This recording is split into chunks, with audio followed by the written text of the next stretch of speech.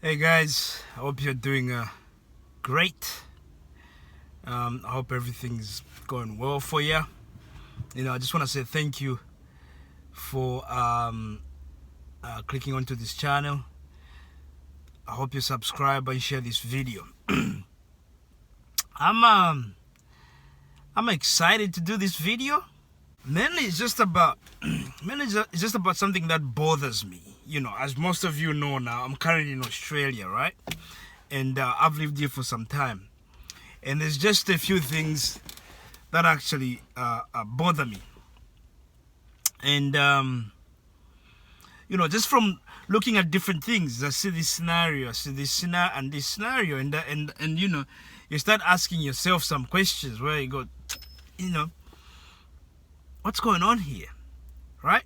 All right, I'll start by this. There's a movie called Boys in the Hood. I'm sure most of you guys have seen it, right? And there's a scene, I remember watching this from a long time ago. Fishburne. I can't remember exactly what his name was in the movie. But he's talking to a youngster there, one of the younger boys. And he's going, do you see, look around you. See all the liquor stores almost at every corner. And he goes, do you think, liquor stores that black people don't even own? And he talks about cocaine coming into the country that black people don't even own planes and stuff like that. Especially the liquor stores. Was there in an area where there was liquor store at almost every corner, right? The reason why I say this is because I noticed something, and it's hot over here. I think it's like 35 degrees Celsius today or something like that. You're sweating in the heat. But going back to what I was saying, I have this question: Is it about black and white, or is it about rich and poor? So the reason why I say this, because that scene in Boys in the Hood has stuck with me for many years, right? So I come to Australia. I live in a place called Perth. It's like the third most populated, fourth most populated city in Australia. It's in a state called Western Australia, the biggest state. But the city is smaller. There's something I've noticed here, right? Here, and this is why I like Perth in particular, is because the suburbs here are not like, this is where rich people live and this is where poor people live, right? You can live in most suburbs. You will find your next door neighbor could be a laborer, on this side, and then on this side it's like he owns a firm, or a doctor or something like that, and they are all living in one neighborhood in the same suburb. That's quite common here, right? However, in saying that, there's some areas that are notorious for for people living there for being wealthy. So there are some rich, like super rich, people. We're talking, people maybe that own mines, like he owns a mine or something like that. But also you get doctors, lawyers, and business owners and all that stuff. You get them in those areas, but mainly it's like the super rich, and you get some pockets of some suburbs that are not so, that have a reputation to be the where maybe people, where you find, let me say, I don't know if you say like laborers, maybe, let me put it that way just to make it understand. And the reason why I wouldn't say necessarily laborers, because in Western Australia, a laborer could be making $180,000. All they need to do is be a laborer in a mine, and they work for 6 months in a year, which means they work 1 week on, what we call FIFO, so fly in, fly out. They fly to a mine site, work for a week, come back, rest for a week, fly out again, and they could be on $150,000, $180,000. That's That's quite common here. But generally, you find laborers ain't gonna make a lot of money. So maybe let's say this is some of those pockets, and also you find people on things what we call Centrelink in Australia. But I think for most Western world they call that welfare.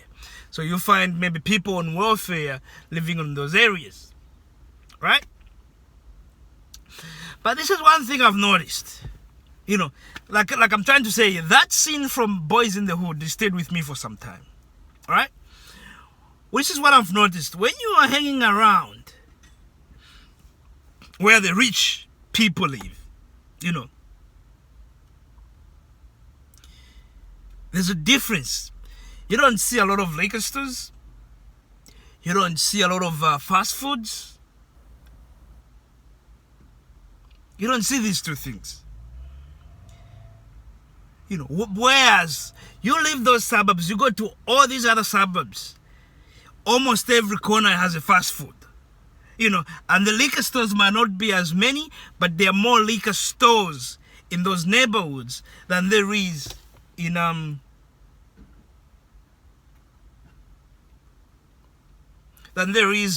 in rich neighborhoods. Okay? Why am I saying this? This is just like, you know, this is just food for thought, this video. I just want everyone to think about it. You know, this is why, there's a difference here, right? Just recently, I heard this on the radio. In one of the rich neighborhoods, there's a McDonald's there, like one, and there's one McDonald's serving about 3 suburbs in that area. Whereas if you go to other suburbs, you will find the McDonald's here, a Hungry Jack's, which is like your Burger King in America, a Hungry Jack's over there, you know, KFC, and it's like one after the other. They're like that, you know. But in this McDonald's in this neighborhood, they are trying to put up, you know, the usual arches, right? To put up these long arches sticking out. The people there rang the council and said they don't want that. They don't want those arches. Because they don't want their kids to be looking at those arches from their backyard. And the council responded. The thing is, the people in the not so rich neighborhoods, they don't complain. You know, why do I say this, right? I was listening, I think it was one of the, this is back in the day when I used to watch TV. I don't watch TV anymore. And I think there's also a clip on YouTube where a bunch of cops, somewhere black, I think somewhere even white, from New York, they were talking about what they get taught when they got sent out and stuff like that. And mainly they taught them to avoid the rich suburbs, you know. So they have to go to the poor suburbs in New York. And you know who lives in these poor suburbs? Black people. They said the reason why they had to avoid those rich suburbs is because the mayor didn't want to be getting phone calls from people complaining about the police in the neighborhood. And the mayor, what did the mayor do? He listened and obliged to these rich people's cries. So they don't go there, they go to the poor people and start arresting them for stupid things like having an ounce of crack cocaine or something like that. You know, so here you're living in a place maybe where we can say black and white, right? And the same scenario sort of plays out to a place where I can say it's just white people. You know, you find like, you know, Aboriginals who are dark like us, or even darker than some of the Africans I've met. They might live in those areas, but the population is so small, it's so minute. It's very small. And even where they live, you still find they're all mixed up with other white people there. So it's not about black and white. You know, so here you have police officers obliging to the fact that the rich people don't want, the mayor doesn't want to be getting phone calls from rich people complaining about the police in the neighborhood and harassment. Here you have the same thing where rich people stand up and say, we don't want a McDonald's arch because we don't want our kids fattening. And there's a difference also. I like Perth is such like a very, it's not like a small place. It's very, actually, it's very broad. It's like catching public transport is not, you gotta drive. You can drive from one end to another. It's quite spread out. That's the word, spread out. That's the phrase I'm looking for.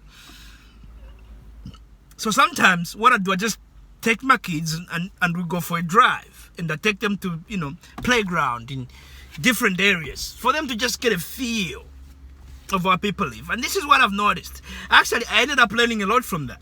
Than even my kids don't care. They see a nice playground, they're gone playing. But this is one thing I learned in the way people treat. When we go to some of these normal suburbs, which I like because I find it funny, and the guys there are cool, you know, we go there, you'll find people just behave differently. You'll find, you know, if they might be having a barbecue, because we got, you know, Perth, it's hot, so we got barbecues set up, like council barbecues. You just go there, turn on the gas, and, you know, it's beautiful. I have to say that I love this place.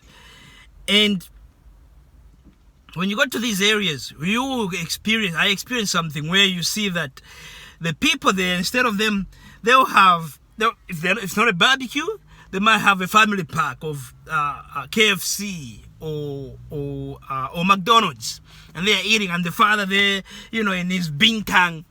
If you've been to Bali, you know what I'm talking about. Bintang singlet, holding a stabby. A stabby is like a pint. I don't know what you guys call it in America, but it's a pint. Usually they even put it like a stabby holder, you know, to keep the beer cool. And he's just walking around. Hey mate, how you doing? You know, you know. So, and it's just fun. But when you go to the richer suburbs, people behave differently. You know, their kids will play a little bit, they'll come back, they've chopped up these slices of apples in a little bag, they'll give them. You see what I'm trying to say here? The rich are more like into healthy stuff. The poor, not, and these are both groups. White people here I'm talking about. Okay? There's no black here whatsoever. You know, they just behave differently. And they see the police differently. You know, and then one thing I've also noticed is that, you know, whenever there is you know those drug houses where they make drugs, sometimes they blow up. Whenever a drug house blows up, it's usually in the poor neighborhoods, okay? And then where the effect of drugs is, where there's a lot of kids on drugs, it's actually in the richer suburbs. This is in Perth. You know, that's where you find, because most of the, you know, they're rich, their parents are busy still making money, so the kids got plenty of time with money. So what do? They buy drugs. So you're more likely to see junkies in richer suburbs than even in poor. Doesn't mean in poor suburbs there's no junkies. You see a lot of them sniffing on petrol and stuff, especially the indigenous people. I think that has been a massive problem for them. And so you find that that's been quite devastating in those communities. What am I really saying here? You know, this is just food for thought. I want people to think about this. Okay? There's racism in this world, yes. And I had a kid from Hong Kong. Said, you know, we're having dinner. Excuse me, he's a student. We're having dinner. And people start talking about these protests and all those things. Right? And he goes,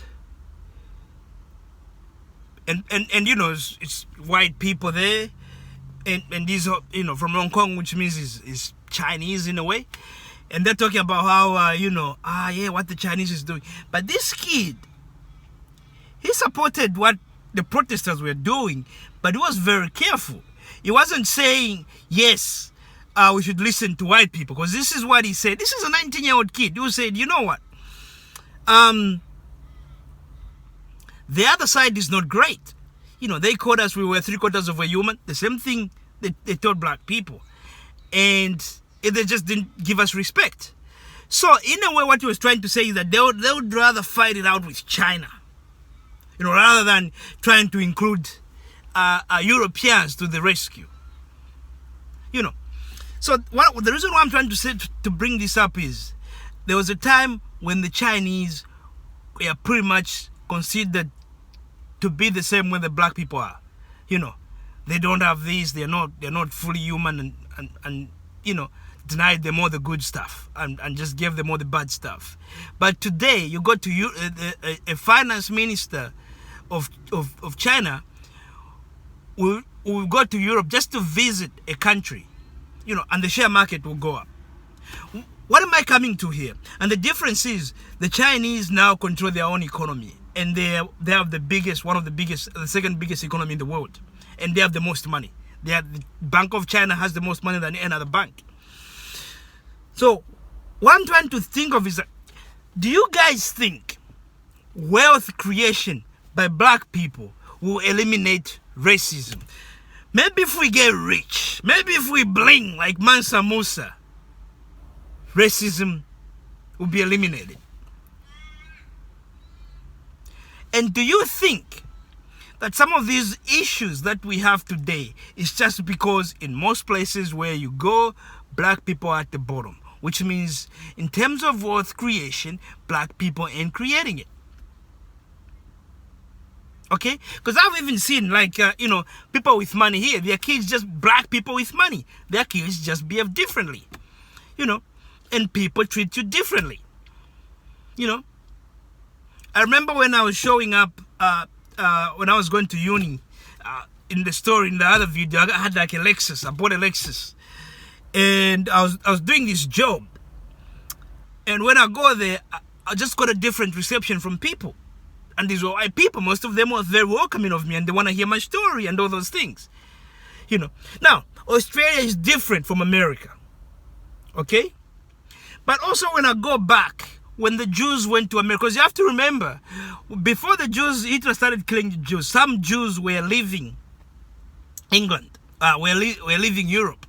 And they wanted to go to America, but America couldn't let them in. There's a ship, I can't remember the name of the ship, but those people who want to research this, you research it. America did not let the Jews in. They even went to Cuba, and Cuba had to charge the people that wanted to come in a lot of money. You know, this is before, because they knew I was coming, right? And when they moved to America, they were faced with a lot of criticism. You know, with the Jews, if they were good at what they do, but they had to fight for it to get there, to get even just working on Wall Street. Most of them were not allowed. But now, I like the Jews' position in America. They're just donors. They don't much, they don't do nothing. They just have the money, and they're donors. Everyone loves them because you know what? Because they got money. And one thing they're good, because they got money. So is that something that as black people we need to do? I just want everyone to think about that. Everyone. You know, because the other thing I remember, I've watched this documentary even in Australia, where after the Vietnam War, there were some Vietnamese that during the Vietnam War and after, there were some Vietnamese that were bringing to Australia. And when they came to Australia, they faced a lot of racism to a point where they had to put together, they had to form gangs. The same way you have gangs in America. You know, they had to form gangs to protect themselves. But the thing is, these kids, they didn't go in the direction of destruction. You know, today these are the same kids who are lawyers and doctors and engineers. You know, the descendants of these people and the kids that came, the people that came here as kids, they've become this. I see it in, I'm saying this, I see it in black people, some black people. You know, there's a kid I know who came here from as a refugee from Congo. Today is a mining engineer. He's doing very well, and you see a lot of people. The reason why I'm saying this is because I've also seen how a lot of these people have become. Some of them is not very good. Why is it that among the African people or black people, you always find groups get created that start conflicting. You know, I was hearing in Melbourne, like I told you, I'm in Perth. There's a city called Melbourne, which is quite famous. Most of you might be aware of. Maybe not so much about Perth. A Sudanese mother just lost 2 of her sons because they got stabbed. Who stabbed them? A group of other Sudanese. You know where I'm coming from here? I'm gonna leave it there. The main reason I wanted to make this video is to just food for thought. Is it about black or white? Or is it about rich and poor?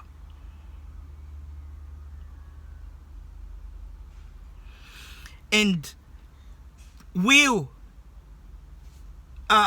creating black wealth eliminate racism towards black people in this world? Can it do that?